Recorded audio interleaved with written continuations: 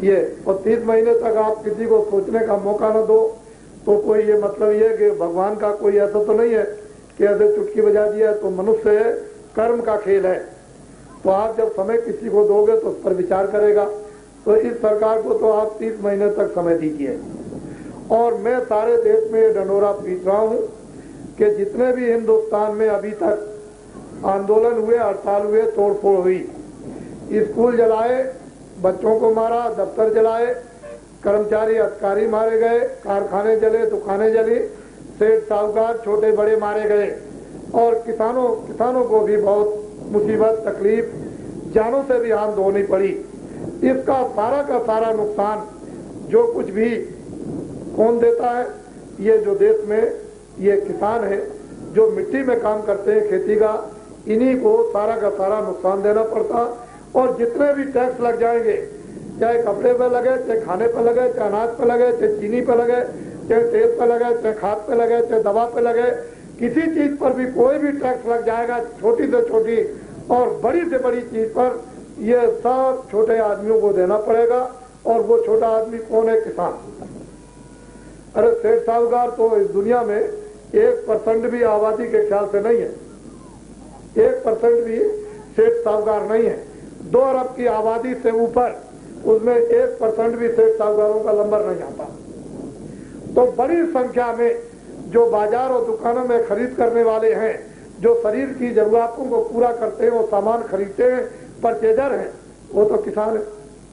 तो ये सब का सब ये खून पसीने का किसानों को देना पड़ता है।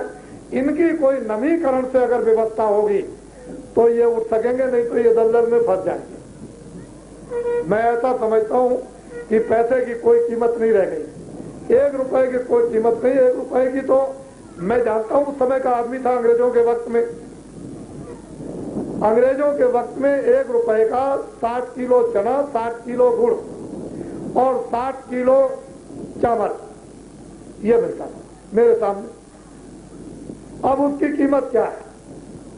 और 12 रुपए का शुद्ध 1 तोला सोना, ये मेरे सामने बहुत दिनों तक बिकता रहा। मैं अंग्रेजों के जमाने को देखता हूँ, कपड़ा कितना सस्ता था, यातायात कितना है। 400 मील का सफर कीजिए, मेरे सामने 2.5 रुपया, 2 रुपए 8 आने ये किराया लगता था। 400 मील का 2 रुपए 8 आने मेरे सामने। और बात तो आप छोड़ दीजिए, उसका आप 400 मील का कितना लगता है तो आप जोड़िए आप कितना। तो रुपए की कोई कीमत नहीं किसी तरह की। तो बताइए क्या होगा? अगर मान लो मजदूर को 5 रुपए मिले, या बहुत है 10 रुपए मिल जाए, तो उसका क्या गुजारा होगा?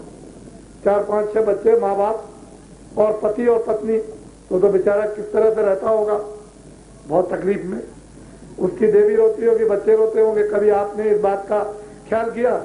अगर जिस दशा में हम हैं उसी दशा में इंतजाम करने वाले रख दिए जाएं तो इतना चिल्लाएंगे कि उनकी आवाज मील हो जाएगी।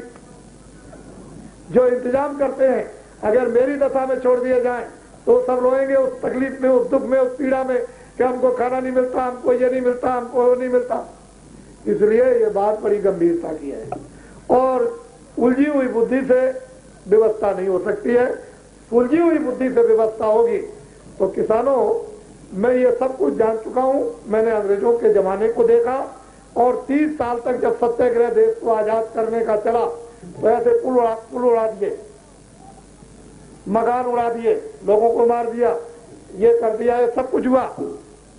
देश को आजाद करना था, ठीक था, चलो अपना देश आजाद हो जाता, अपने लोग थे यहाँ अपनी तकलीफ सुनाएंगे, बाहर के लोग हमारी तकलीफ। लेकिन बड़ा अच्छा न्याय था उस समय। मैं भी 30 साल तक सत्याग्रह मेरे सामने चला, देश आजाद हो गया और 37 साल हो गए और अब भी लोग पता नहीं कहां जाएंगे। क्या अब भी तो लेना चाहते हैं? अब भी आंदोलन, अब भी हड़ताल, अब भी तोड़फोड़, अब भी बच्चे मारना, अभी स्कूल जलाना, कारखाने जलाना, दफ्तर जलाना, कर्मचारी मार देना, सेठ साहूकार मार देना। अच्छा आखिर ये किस लिए?